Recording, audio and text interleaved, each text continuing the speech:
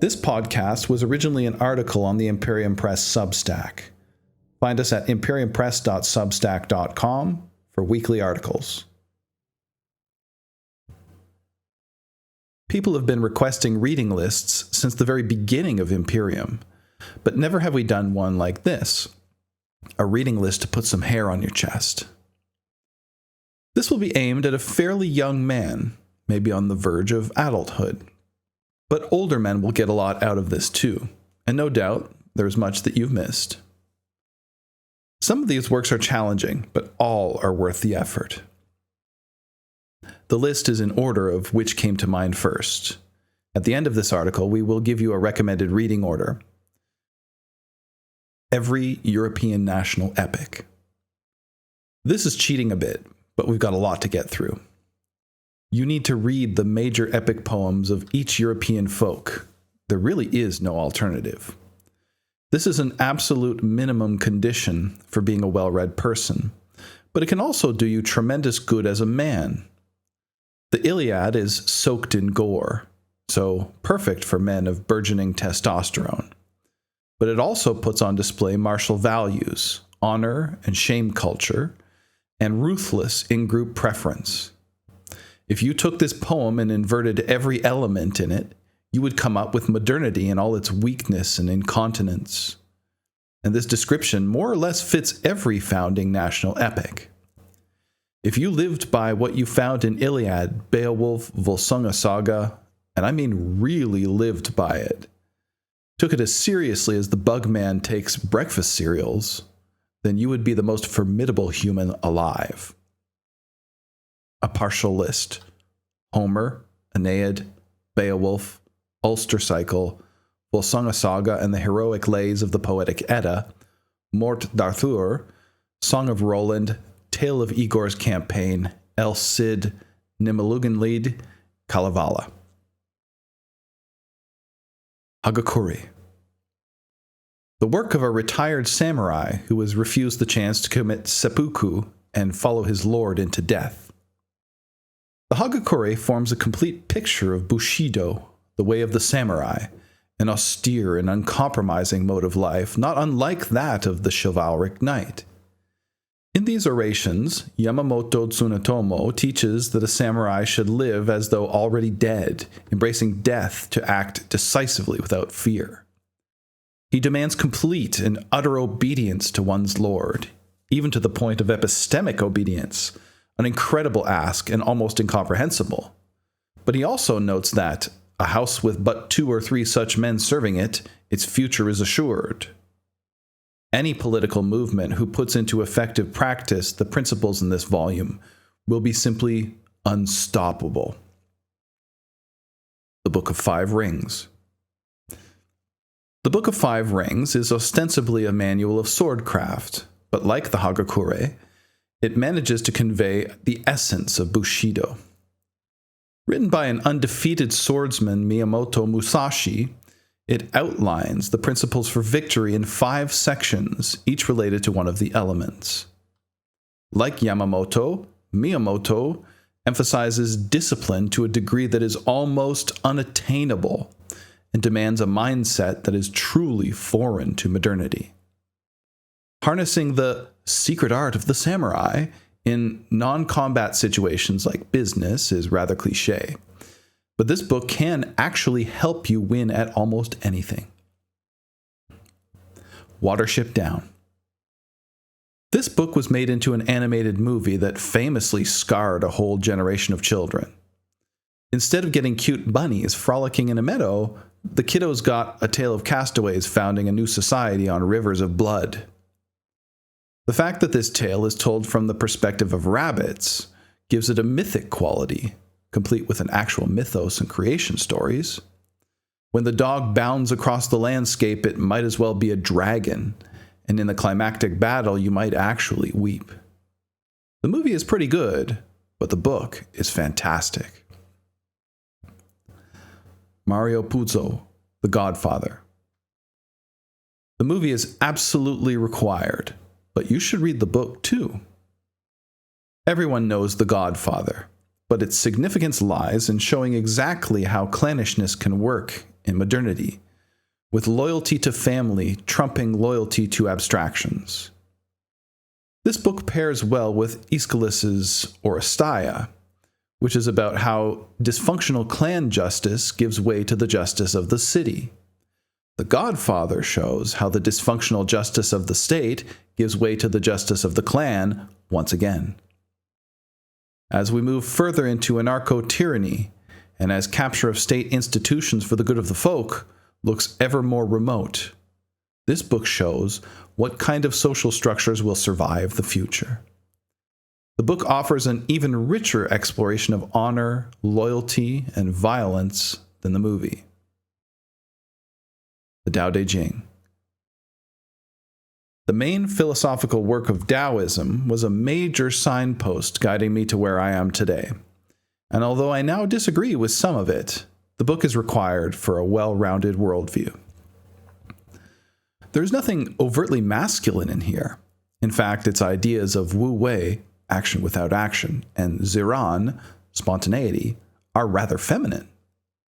But the Daodejing is a first-rate work of human genius. This is the greatest work ever conceived which presents a transcendental, what we have called an axial, perspective. And part of its greatness is that it shows the paradoxical and fundamentally irrational basis for transcendence. In this book, you will learn that what is rooted is primary, that what is great is what is ancient, and that all unity depends on difference. Thomas Carlyle on Heroes. Thomas Carlyle single-handedly redeems the British from any accusations of being inherently liberal. His entire corpus is essential, but On Heroes is the book a young man should read first. Originally a series of lectures, Carlyle makes case studies of the hero as he has appeared in different guises in history, as a god, a prophet, a poet, a priest, a man of letters, and a king. In it, he gives us several criteria by which we might recognize a great man: sincerity, forthright truth-speaking, vision, and so on. And we also discover that a great man need not even be ambitious, only righteously intolerant. This is not an easy book to read.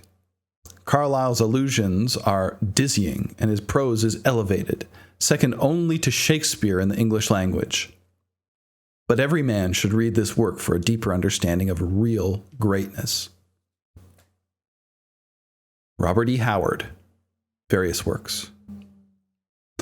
Robert E. Howard is the ultimate purveyor of the male power fantasy, as all the worst people would term it. Really, it's just exciting fiction with traditional masculine archetypes. What makes Howard stand out is his constant exploration of the thin line between barbarism and civilization, where he pretty much always comes down on the side of barbarism, seeing conventional society as weak and domesticated. In today's long-housed environment of pathological harm avoidance, the amoral power violence in his stories comes as a breath of fresh air, bringing us back to a natural state where even the most rough-hewn morality is not something given, but something won, something pulled out of the muck and mire of contest and struggle. I actually prefer his poetry to his prose. For that, look at Song of the Naked Lands, where his Conan stories start with Beyond the Black River. Havamal, the most famous work of Germanic wisdom literature. This poem came at an important moment in my own spiritual journey. Reading stanza 138 brought me face to face with an otherworldly intelligence, with the High One himself, in a way that left me disoriented, and still does. For all its bewildering heights, though, Havamal is mostly quite a down-to-earth work, a series of gnomic verses that tell truths that we all learned and then forgot and need to learn again. It is, of course, much more than that. Havamal contains much arcane and runic knowledge, which even the deepest minds have yet to penetrate. It is high and low, deep and accessible, folk wisdom and esotericism. You will not understand all of it at once, maybe not in a whole lifetime, but you will come away richer from each reading. Analects. Confucius's Analects are considered, at least in the Western mind, as a foil and counterweight to the transcendental poetry of the Daodejing. But the Chinese see no such dichotomy. That said, the two works are quite different in both their approach and in what they have to say. Like parts of the Havamal, in his collected sayings called the Analects, some of the truths Confucius tells us are so plain and straightforward that you might be forgiven for thinking, is this it? And yet he is the philosopher of the Chinese, a deep-minded people. Calls to practice filial piety and set language in order are the tips of icebergs below the surface of which are immense metaphysical and moral depths. If you are a traditionalist of any kind, Confucius will strike a sympathetic chord, even if his ideas are particular to his people. Get yourself a good annotated edition. You will need it. I recommend the An Ping Chin edition. Harold Lamb, Genghis Khan, the Emperor of All Men. When the libertarian tells you to pull yourself up by your bootstraps, he forgets just how much is already in place for that to happen. Genghis Khan is a true rags to riches story, though. The story of a boy who goes from hunted prey animal with nothing to his name to the Emperor of All Men, in the most hyper-competitive human environment ever to exist. If you only read two genres in this world, it must be epic poetry and the biographies of great men. This is a full and complete education in itself. Genghis Khan is the pattern of the great man, and every episode in his life is rich with lessons and principles of how to survive and thrive in a hostile world. We released this book as the Genghis Khan entry in our Great Men series.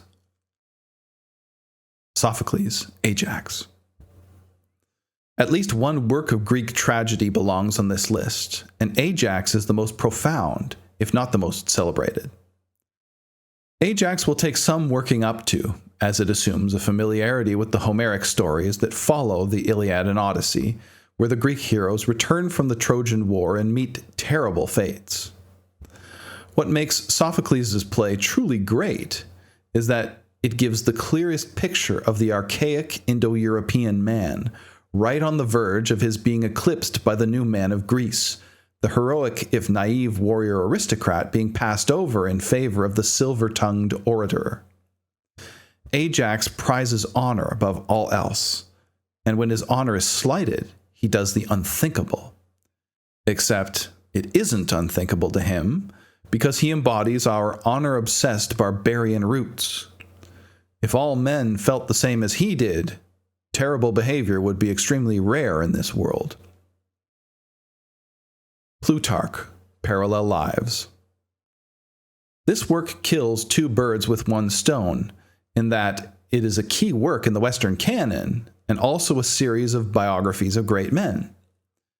Written at a time when history was not yet considered value-neutral, Plutarch wants to hold up the very best that men are capable of, and his framing of pairing two figures, Theseus versus Romulus, Lycurgus versus Numa Pompilius, Alexander the Great versus Julius Caesar, and so on, lets him bring out the nuances and personalities of each. This work had an immense influence on our ideas of leadership and heroism. Shakespeare, Machiavelli, and the American founding fathers are all impossible without him. Nietzsche, Thus Spake Zarathustra. Another book you will need to work your way up to. Nietzsche's masterwork casts his philosophy of radical aristocracy in the form of a novel. Zarathustra was the historical prophet of Zoroastrianism, the first axial theology, which introduced the ethicization of religion, whereas before him, religion was essentially tribal and non-universal. In this book, Nietzsche makes him atone for his sins by announcing that God is dead, and morality by extension. We are no longer living in a world of grounded absolute moral truths. we will have to go it alone, and he introduces, or really reintroduces, the idea of eternal recurrence into the history of ideas, where we must live so boldly that we can say yes to life, even if it were lived over and over forever.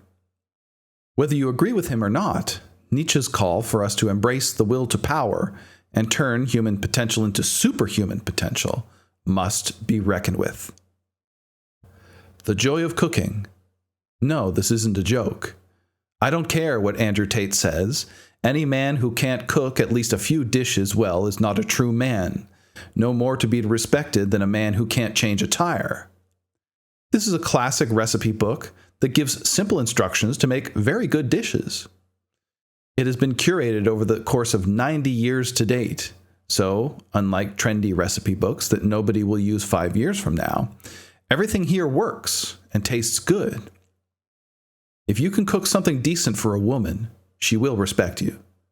One of the absolute basics for being a grown-ass man.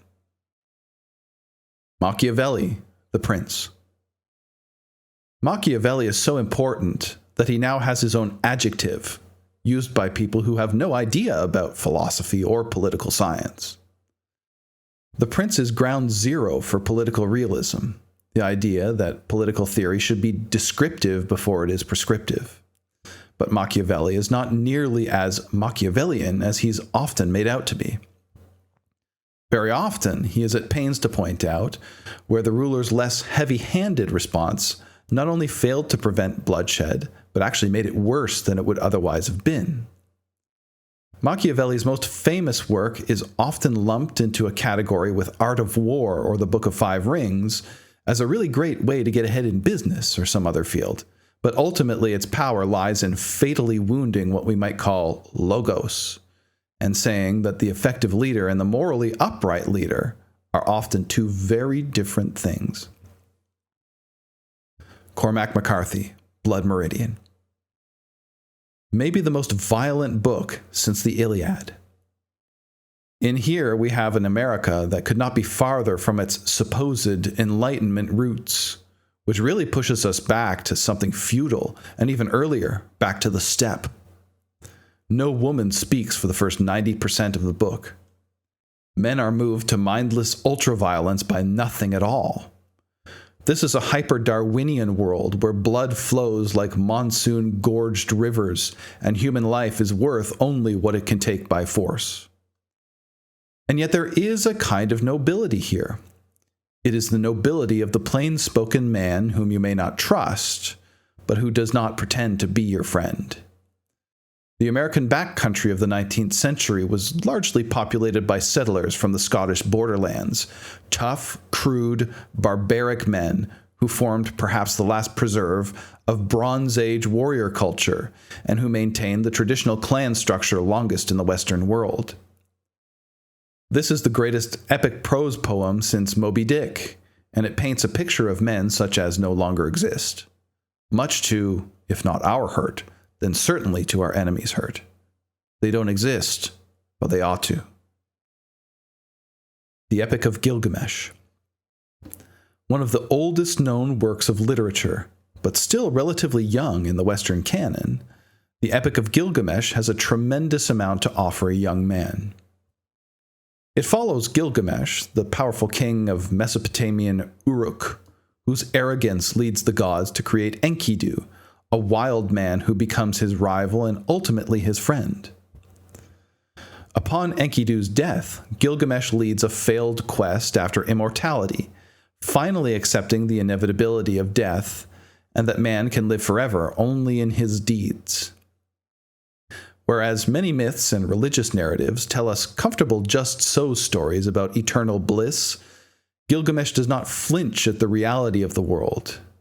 In this, it comes off as rather more mature and stoic than other stories, which tell us what we want to hear, but at the expense of the truth.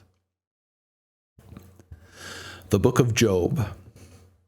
Speaking of unflinching tales, the Book of Job is easily the most profound book in Judaism, and tells us hard truths rather than noble lies.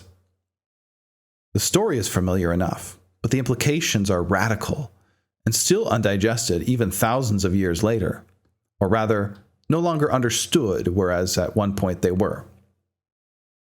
Poor Job, whose God torments and destroys him through no fault of his own, finally cries out and demands of Yahweh some account, and in one of the sublimest passages in all world literature is given a rhetorical beatdown with the question, "Where were you when I laid the foundations of the world?"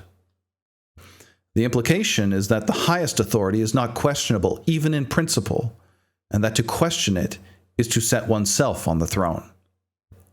This is a hard lesson for us today, having been steeped in 3,000 years of anti-authoritarianism. But the book of Job gives us a glimpse of a time before all that. Knut Hamsun, Growth of the Soil. This entry in the list was originally occupied by Thoreau's Walden, which is a fine book. And it may seem odd to substitute a real account of self-sufficient living for a work of fiction.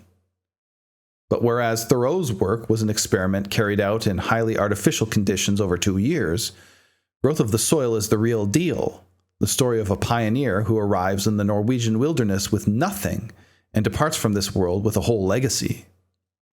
We watch Isaac as his family develops through a whole lifetime, as his children grow and either strike out into civilization or take up his shovel on the farmstead. Hamsun is not romantic about it either. He knows full well that the city is slowly devouring the countryside. An important part of the narrative concerns Isaac's wife, who is seduced by the charms of civilization, only to be set to rights again by Isaac, though not without hints that the city will continue to swallow up everything. But Growth of the Soil is perfect for inculcating honest work, simplicity, and man's bond with nature. Reader's Digest Back to Basics and The American Boy's Handbook. Following on from The Joy of Cooking, no reading list for a young man would be complete without practical manuals on useful work.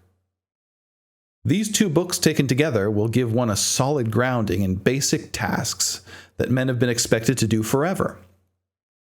Back to Basics is a practical guide to traditional skills and self-sufficient living, focusing on how to live off the land with methods used before modern conveniences. The American Boy's Handbook is a classic manual covering a wide range of subjects: camping, fishing, hunting, kite making, boat building, knot tying, and winter sports. Both books reflect a time when hands-on learning and outdoor exploration were essential parts of growing up. If a young man is to develop fully, he will need to be able to do what these books teach. Convict conditioning and scientific principles of hypertrophy training. A young man must not only be useful, he must be strong. This is non-negotiable for true manhood. No man can avoid confrontation forever, and when it comes, he must be prepared. These 2 books take complementary approaches to muscle building and pair well. Convict Conditioning offers a calisthenics program designed for use in prison with minimal equipment. It is perfect for men who want results but have little time or money to invest in equipment or gym memberships. Unless you think bodyweight exercises can't put on mass, try to do a handstand push-up or a one-arm chin-up. Scientific Principles of Hypertrophy Training, as its title suggests, takes a scientific approach to building muscle. It is much more about principles than about specific training programs, but it will give you the theoretical foundations to take what you started with in convict conditioning and expand that into free weights, barbells, power tower, and ultimately to cable and other machines to get very specific and targeted in your muscle training. Getting jacked will not only make you look good without a shirt, it will give you the confidence that every man needs. Lord of the Rings.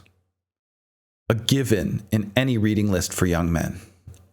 Lord of the Rings not only teaches wholesome lessons that are out of step with all the worst parts of modernity, its sheer beauty is worth experiencing in itself. Tolkien transports us to another world, which turns out to be the Anglo-Celtic world inhabited by our forefathers at a time when disenchantment was still at arm's length. Just seeing this world is enough to make men realize that there is something deeper and more ancestral out there. And like the Flammarion engraving, has served as a threshold for generations of men to look beyond the mundane to see the secret ancestral history of their folk.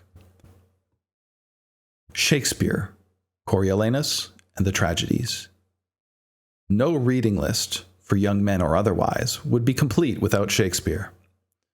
Arguably the greatest cultural production ever to come out of the British Isles, Shakespeare is indispensable to world literature in the way that Homer or Beowulf is indispensable. You simply cannot be an educated person without being conversant with him. His four greatest tragedies, Macbeth, Hamlet, King Lear, and Othello, are required reading. They show man at his most psychologically naked, a psychic autopsy of the human condition, where all our deepest fears, ambitions, and motivations are laid bare for all to see. And these works, above all in his corpus, have bequeathed to us a stock of sayings and turns of phrase that have stamped the English language forever. Apart from Macbeth, however, and perhaps even more, Coriolanus is his greatest work. It is not quite as linguistically dazzling as Romeo and Juliet or the Tragedies, but as pure narrative, this is Shakespeare's finest hour. In the story of Coriolanus, we have the eternal struggle between folk and great man, each dependent on the other, each forever vying for supremacy, and each seemingly but impossibly upstream of the other.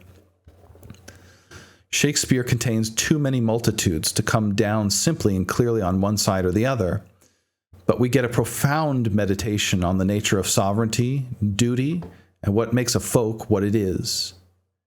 You cannot miss Shakespeare, but most miss his greatest work, which is a shame.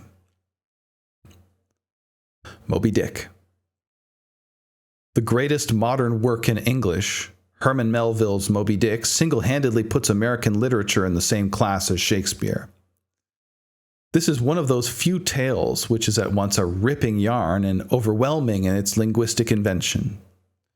In fact, the language is so incandescent that Melville wisely peppers the narrative with scientific descriptions of whaling, which act as little palate cleansers between the fireworks of the main story.